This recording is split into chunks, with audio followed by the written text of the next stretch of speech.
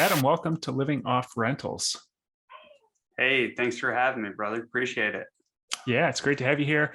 So I understand that you recently kind of switched directions a little bit and you partnered up with Bill Allen, who was a previous guest on the show as well. I think he was around episode 40. So you're now working with Blackjack Real Estate, and um, you're also a active duty Marine officer. We were talking before this. I came in 05 to the Army. You said you commissioned, or you joined the Army, enlisted in 04. So we came in right around the same time. I left in 2011. You're getting ready to retire here. So I'm super interested to learn today about how you've juggled this military career, and also a family. I know you have several kids yourself as well, and then also invested in real estate in an impressive level as well. So a lot going on there. So I want to dive into all that. But first, I'd love to hear a little bit about your background and how you got into real estate to start with. Yeah, I always thought I was always fascinated by real estate. And, early in my military career, I was a little too busy to really take action on. I was very focused on just doing the best I can at what I was doing. And we were deploying a lot at that time. But I was moving across the country in 2008 from California to Virginia. And I listened to the book Rich Dad, Poor Dad, and I was really inspired. It took me a decade to actually take action on that. And, we bought a property. We bought our first property in 2017. Just like every military person, in our mind, I thought, okay, everybody's saying you move somewhere, you buy a property, you move somewhere else, you buy a property. So I thought we'd do that. We moved somewhere for about a year and we bought a house there. Not a great cash flow house. I know this is a cash flow show to a degree, but it did appreciate over $100,000, because the market's insane right now. And it just set me on fire. I read every real estate business book out there, and I was just like rapidly trying to learn all the different things and strategies. And that kind of led me into buying a couple turnkey rentals, which are fantastic. They both cash flow really well. Nice. Then it led me into JV on a large multifamily 42 unit deal that ended up falling apart in due diligence, which was a great experience. And then I realized something. And what I figured out for me personally is you need really two skills to dominate any niche in real estate. And that's finding discounted off-market deals and raising private capital, so other investors can make money with you. And I just didn't have any off-market direct to seller skills. So I went out and found those skills and found a group of people who were really good at it. And I just started executing last October now. Wow. Yeah, you look at that first deal and the difference between someone in your same shoes who rented for that year that they lived there and buying a property that appreciated $100,000. I mean, you made more just because you owned a property. Plus, who knows if it was, you're obviously, as you're paying your mortgage, you're paying that down as well, and there's tax benefits and other benefits that come with it. But I mean, you're in the same situation as someone who could have rented that whole time, and you made $100,000, which is more than annual salary for most people. So it's crazy, the power of real estate. I can see how that could get you hooked. Yeah, and I would say there was one added bit. I'm actually back in that house right now, living in it again. And that happened. The crazy, so the market where I'm at is insane right now. Yeah. And the rent rates have went up significantly. And as you know, in the military, we get a stipend for rent. And anything we wanted to rent that was in a good neighborhood where our kids could go to the schools we want them to go to and kind of fit what we needed was going to be like $1,000 over that stipend. And Wow. instead we're like $600 under it. by moving back into this property. And this property is not like your typical rental property, 4-bedroom, beautiful home and Mhm. on a little bit of land. So not only did we, we bought it with a VA loan, so we put no money into it. And we bought it for about 325,000 with no money. It's worth about 450 now, and it allowed us an opportunity to come back and live in it. So if we decided to exit, at the end of this, you'd save from them capital gains and some other stuff too. So it's powerful all kinds of different ways. Yeah, absolutely. I thought you said you sold it when you left there. So you held on to it. It appreciated 100,000. You held on to it as a rental. And then you were able to move back into it. Wow. That's incredible. So I can tell you're a big on goal setting. I saw some of the videos you've done in the past and some of the content you've created. And I'd love to hear kind of about your process of goal setting, how you go about it, and then what changes there's been for you since you initially got into real estate. Like, what did you set as a goal initially, or think that you were going to get out of it, and how has that evolved for you over time? Yeah, that's a really good question, because goal setting, I mean, it's so important. You need an aim point, something to move towards. What's really interesting is, you start to move and you gain some traction, and then you're like, man, those goals were not big enough, right? And as entrepreneurs, as you very well know, like we make a habit of moving the goalpost further and further away, because what I think makes most of us tick is we're after something and we like to constantly work after something. But for us, the process is simple. My wife and I do it together at the beginning of every year, and we typically try to do a goal setting date. It's not an original idea. I don't really have very many original ideas.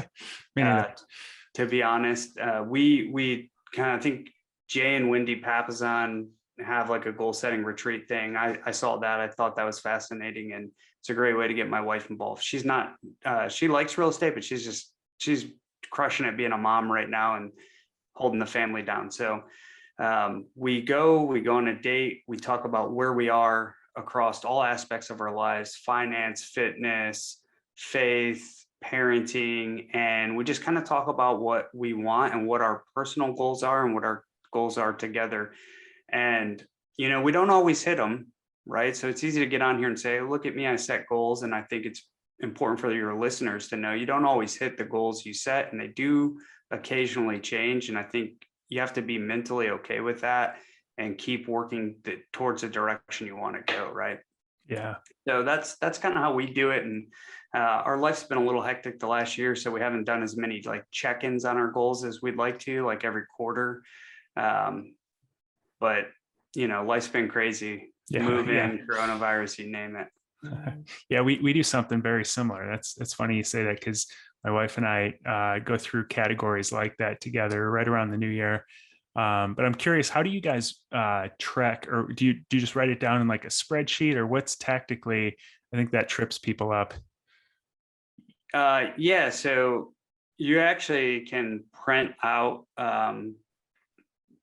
Jay and Wendy Papasan's like questionnaire for this. I did that one year. Last year, we just filled out a simple one-sheeter. I probably have it here in this stack in front of me. Actually, I have my wife's and mine's. Yeah. And mine. So, but it's just like the one we did this year basically says across all the aspects of your life, rate it 1 through 5, right? Because I think we have this conversation amongst the people we interact with about balance all the time. And I think my personal opinion is balance doesn't really exist. You do some things well at certain times and other things well at other times. So it's just kind of a check-in, like, where's our faith at? Are we doing the things we said we wanted to do in faith? 1 through 5, it's a 2. Where are we at in finance and business, et cetera, et cetera. So when we looked at that and we kind of had that rating scale, we were able to see like, oh, well, if we're being honest with ourselves, we're not actually doing well here. We may need to pay some attention to that. And then we just write out, what do we want to, what's the end of this year look like for us? What's our 90-day goal? And we kind of just pen it out and try to come back to it quarterly. Yeah. That's great. It's incredible how just that intentionality, and then writing it down, I think is another key component, but just approaching it with, and like you said, that outcome in mind gives you something to work toward. And it also cuts down, I've noticed, on arguments or disagreements, because, a lot of times people just assume what the other spouse is like working toward. And once you've put it on paper and said, okay, this is what we're working toward, then they understand why you're doing what you're doing, and you understand where they're coming from. It's so key. I think that's awesome. That's cool. So the second part of that question, then, how has your real estate goals changed? What were you initially shooting for, and now what are you working on? Yeah, so I think my initial goal, kind of small-minded on my part, but it was just, let me create $4,000 a month in in cash flow, pure cash flow, right? Mm-hmm. And I just saw more opportunity, which can also be a problem for us, I think, at times. Yeah. I saw more opportunity to go faster. So in the military, you're on a kind of a fixed income. The scale's what the scale is. You wait your time, you get promoted. Your upside potential on earnings is not really there. Not that you don't get paid well, it's just you can't do more and make more. Mm-hmm. So I just saw, flipping and wholesaling and direct to seller marketing, and the ability to kind of move properties fast and get in and out of them, as a way to create upside potential to kind of blow that up. So, my goal now is to run Blackjack at a, multi-million-dollar gross profit level, right? So I'm fully focused on building the team, building the company, and scaling back up. Wow, that's awesome. So let's get in, I guess, what is Blackjack Real Estate then, and how did you decide to kind of pivot and get involved with that? Yeah, so Blackjack Real Estate was started by Bill Allen, 2015, 2016 time. He was an active duty Navy pilot at the time, and he was in Pensacola, so he started primarily flipping and then wholesaling properties. And he just did an absolute insanely credible job. Like he blew it up really, really fast. And he was a trailblazer on that front. So it basically was, he'd go and he'd do a bunch of marketing, whether it was direct mail or, you name any of the marketing strategies, and get these houses under contract from distressed sellers who needed a way out. And he'd either flip them or wholesale them. And, fast forward to now, and, Bill is doing multiple different companies, and Blackjack has kind of morphed over time. And he saw that we had a podcast together one time, and I'm a part of a group that he's in, and we had a few conversations. But after we got off the podcast, he said, "Dude, you're me 6 years ago." He's like, "You're exactly, you're kind of doing what I was doing 6 years ago, same kind of mentality." And some time went by, and he was looking to do something else with Blackjack. And he just said, "I love Blackjack. I still want to be involved in Blackjack, but I just don't have the time or capacity to get it back to where we would want it to be." So he reached out to me and he said, "Hey, you're building this thing over here. Why don't we just partner up and you come in and take over the company? And I'll do some strategic guidance and coaching for you." But 100% took it over from him. And, he's been a great mentor to me, and many others, and it's worked out well so far for us. Wow, that's amazing. And it's I guess it speaks volumes for Bill to be able to have the trust to hand his baby over, and then it speaks volumes for you to be willing to kind of leave behind what you were doing and pick up on that. So there's got to be a lot of trust there, I would assume. What is your focus then? I guess day to day, tactically, how do you run that company? Yeah, so we've got 6 people or so stateside, and we've got a team of virtual assistants overseas that we leverage as well. And I sit in the CEO seat, kind of the COO seat as well right now. And I'm primarily focused on our marketing as a tactic that I'm doing. So I handle all that. And then obviously all the other business owner stuff. So all the finances and, the meetings and stuff like that, I'm heavily involved in those as well. So right now we're doing direct to seller marketing across 5 markets: Pensacola, Chattanooga, Nashville, Tampa, and Lakeland, Florida. We've got an acquisitions team. We've got a great transaction team and some disposition on the team to get, to move the deals, buy them, wholesale them, whatever it may be. And that's where we're at. That's awesome. Yeah. So for people, I think, who are listening to this, who maybe are newer to real estate investing or have just done rental property investing, I think some of those terms are a little foreign, but basically, so you're doing high volume wholesaling and on a national level in several different markets. So sending out a lot of marketing pieces, and then you've got team members who answer those calls for inbound. And then you've got dispositions, which is the person who reaches out to other investors who might want to buy those wholesales, right? That's exactly right. Yeah. Yep. Okay. So we send out mail to people that are on potentially distressed list that we pull from public record, and maybe they're in pre-foreclosure, maybe they're divorced, maybe it's vacant, could be a myriad of things, and they get the mail. Maybe they're in a tough spot, they can't sell it on the market. We're marketing to like the 5 to 10% of people where it doesn't make sense to them to go to the MLS. Got it. Right.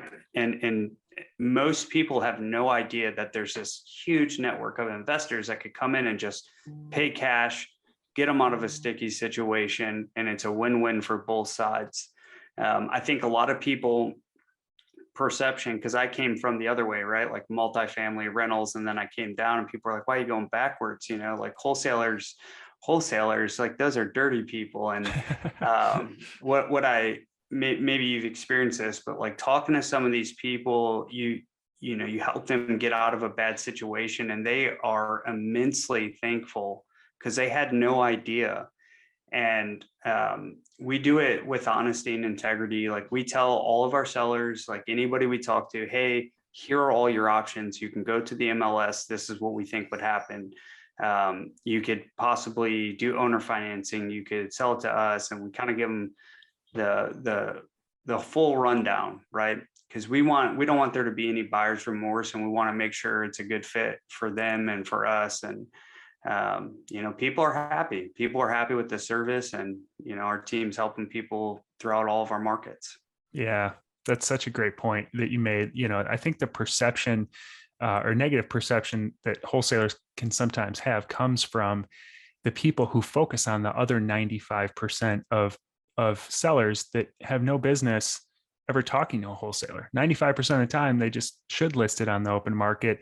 And so the I think perception is that these wholesalers come in and try to trick someone into selling their house at a discount, and swindle them into this. And that's, I think a terrible wholesaler, that's what they do maybe. But I think what you said is you're doing a lot of volume to find the 5% that are in a sticky situation that need help quickly. And they live cross country. They can't visit that property. They just inherited and it's a mess, or there's a hoarder situation or whatever, where you can step in and handle it because you've got the resources. And so I think that's a great way to approach it. So how do you, what's your target for that business then? Like what's the business model? You have a certain number of deals you do per month, or how do you know that the business is doing well? That formula is real simple. Do we make more money than we spend? Is really the true test. But I mean, we track a ton of different KPIs or key performance indicators from number, everything is like a potential symptom of this system. It's a very simple system. You send out marketing, and then you expect some type of response back in the form of a lead. So We send out mail. We see how many people call us back in. We measure that. Of those people who call us back in, who are actually qualified leads, that 5% we're talking about, how many new appointments do we set? How many offers do we make? How many of those offers convert to contracts, and how many of those contracts do we either take down ourselves or move to another investor? So the ones that are realized gains, right? So there's it's a very simple system, and it kind of moves left to right from marketing to dispositioning that property. And there's a lot of little nuanced things within your KPIs that you can track in order to see the health of it. So if you feel like you're not doing the volume that you anticipated, or you're not getting the revenue that you anticipated, if you're running your business well, you can look at all of those KPIs and go, okay, this is an indicator of this potential issue in the business. So we need to kind of focus here and work to improve that piece. And I've only been in Blackjack Real Estate and part of the company since the turn of June. Really, I started kind of getting into it in May and officially took it over in June. And the team we retooled our marketing. We're working on our sales team. Like, being a business owner is just constantly looking for ways to improve, get more efficient with your marketing, improve your team skills, right, to convert the leads. But yeah, that's kind of how we measure stuff, and the life of owning and running the business. Yeah. I think those metrics are so key. Speaking of tweaking, so right now, what type of marketing has been most effective for you? Yeah. So, for direct mail is like the steady horse for us. Okay. When I say we tweak the marketing, we didn't really change the fact that we're sending direct mail. What we did was we went back and we looked at every single county and then broke down every zip code. And what we did was we looked at how each county was transacting from a supply and demand perspective. So supply being those targeted kind of single family rentals, absentee owners, how many are available. Then we looked at how many cash buyers per market. We looked at medium home price, and then we looked at how many cash buyers per market in the last 6 months and the last 12 months. Is it trending up? Is it trending down? And then from there, we were able to kind of overlay that with some of our historic data over the past 6 years to say, what zip codes have we done the most deals in? And we did that. We overlaid that, and we looked at that, and we just kind of refocused our marketing to hit certain zip codes. So that's from a direct mail perspective. We also have a telecommunications team who does cold calling for us, and we do a little bit of SMS as well. Got it. Okay. That makes sense. And are you still involved? Because I think people can sometimes get distracted with different strategies. So people are listening to this going, oh, I was doing rentals up until I heard this interview, and now I'm going to be a high volume wholesaler. So are you still involved with rentals, and what's kind of some of the pros and cons of each strategy that you've noticed? How do you approach overall, like your holistic real estate investing strategy now? Yeah, I have committed that crime of seeing all the shiny objects and wanting to chase them. And I would say there's a couple things on that, but I would say this year I specifically told myself, and I even told my wife so she could hold me accountable, I was not going to put anything in my portfolio. I'm only going to focus on this business and growing this business. So I've held true to that so far. So I have not added anything to the portfolio this year. Not that I wouldn't, though. Wholesaling and flipping is an active income. That's a job. It's a job. Rentals are semi-active income, depending on how you run them. For us personally, and the rentals I own, I've never seen. I've never been to that city. Wow. Never seen them. In fact, I had been emailing my property. I always have property management. I've been emailing my property management. Hey, you mind sending me like a video or some pictures to make sure that house is still there? Yeah. Just because we spend so little time even really talking about it. And I got pictures back, and it's beautiful. It looks in great shape. They're taking great care of it. Awesome. So that's like semi-active. Then from an investment strategy standpoint, I will hold those properties for as long as I possibly can, so long as it makes sense to hold them. The fixed rate debt in the inflationary environment is a huge benefit. The depreciation is a huge benefit. The single family pure cash flow is like 400. The duplex is like 800 after all expenses. I mean, they're just like really great deals. So, and those are the ones I own up in Milwaukee, and those are great. So those are long-term holds, cash flow plays. They've even appreciated a little bit. Now, from a multifamily perspective, limited partnerships, or even if you're a general partner on those, like that's a midterm play. That's a 5 to 7 year exit, and you get pretty standard returns depending on who you invest with as a limited partner. So I know that if I put $50,000 into this investment or $100,000 in this investment as a limited partner, most people are going to tell me you're going to get a 15% internal rate of return or an 8% preferred return. Maybe you get a piece of the equity, and then when they exit, you get, part of the upside on that. So I see that as a midterm play in terms of investment strategy. Rentals, long-term play, wholesaling, flipping, active, ability to generate income quickly, but not without grind. So if people think they're just going to jump into wholesaling or flipping and it's to the moon with money and they're Scrooge McDuck, that's not going to be the case in a lot of people's in a lot of instances. But it is possible, but it does take grind.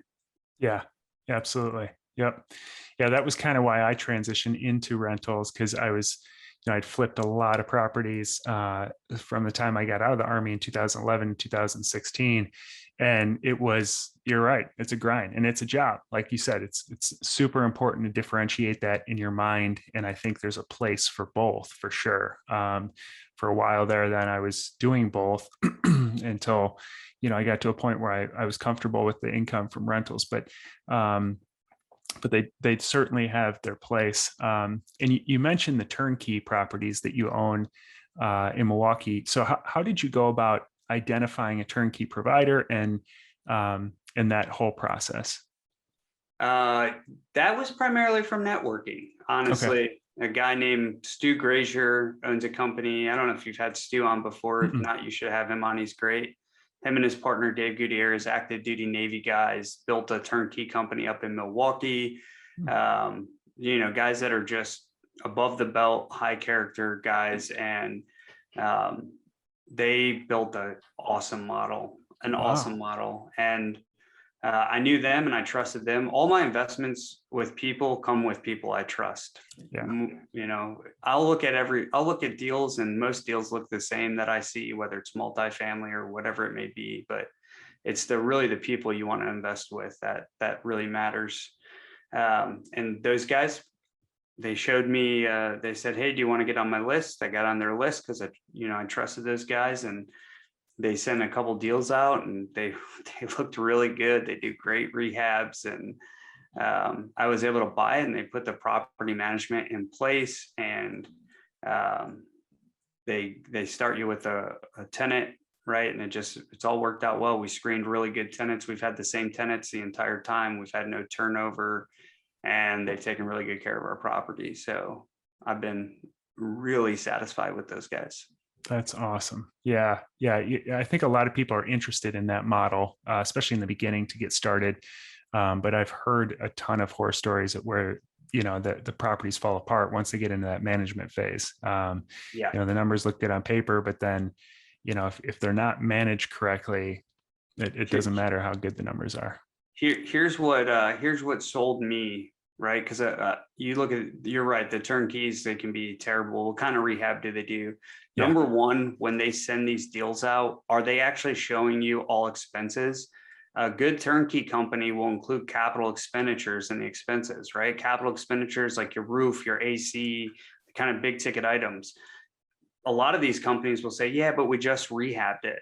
Yeah. Well, yeah, but you also still have to put that cash away for the time in which it does become an expense for you.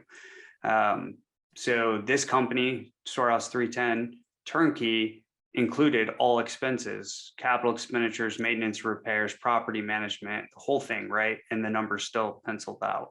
And then the other thing that they did was offer a warranty. Like they backed their work for, I think, a year or something like that when I bought these.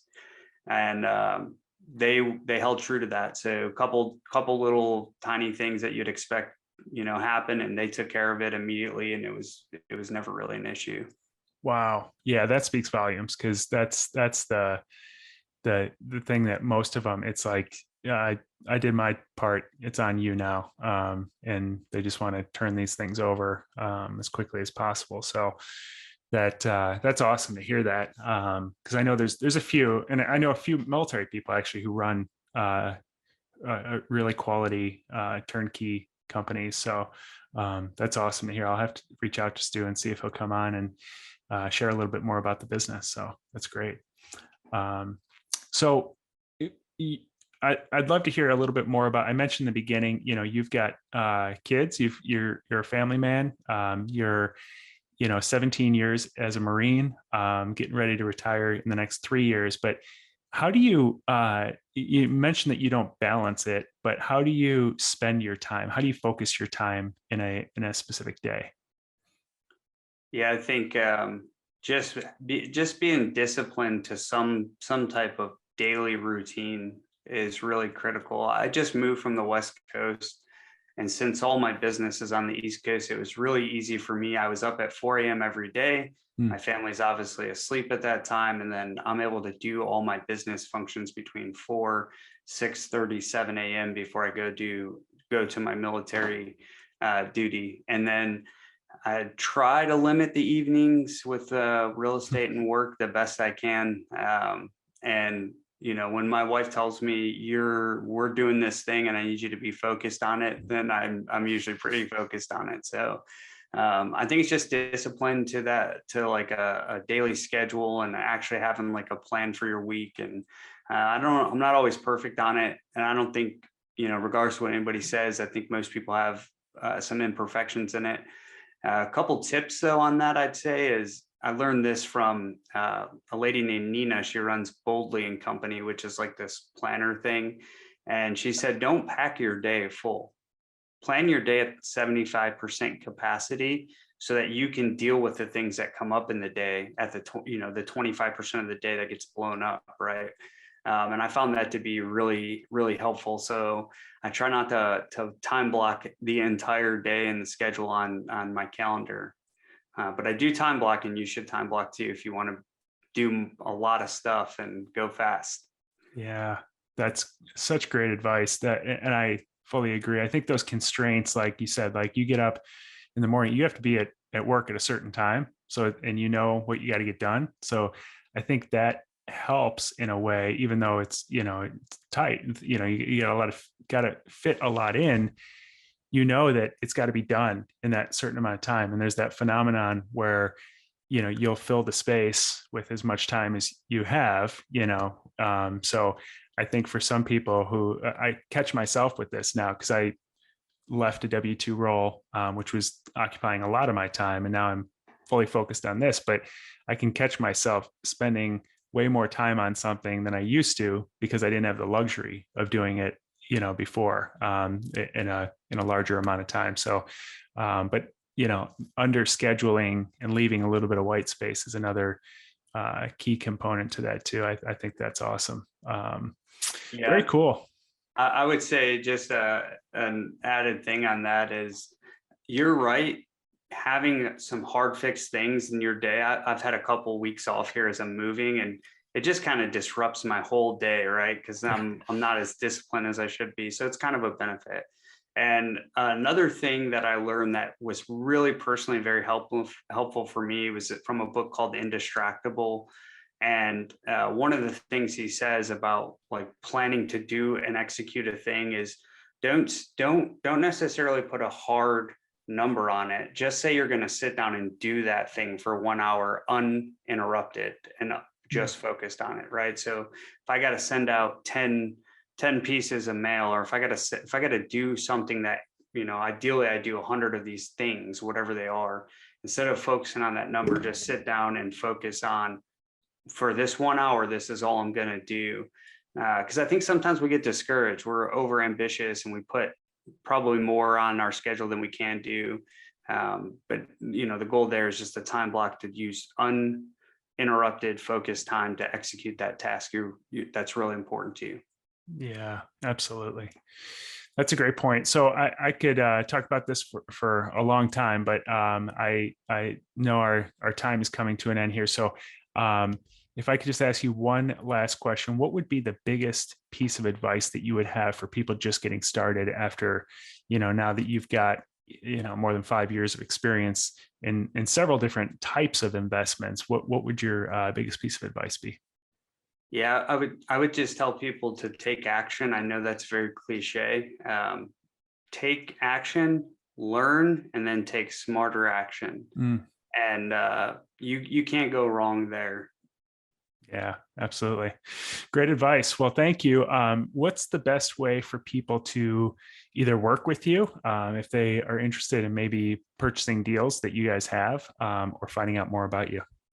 Yeah, you can reach out to me directly at official Adam Whitney on Instagram. I know it says official, it's just Adam Whitney wasn't available. So official Adam Whitney on Instagram, or you can go to blackjackre.com, which is our website. And if you want to get on our buyers list, or you want to JV and work with us, just reach out to us. Awesome. Well, thank you very much for spending the time, and we will be in touch soon. Awesome. Thanks for having me.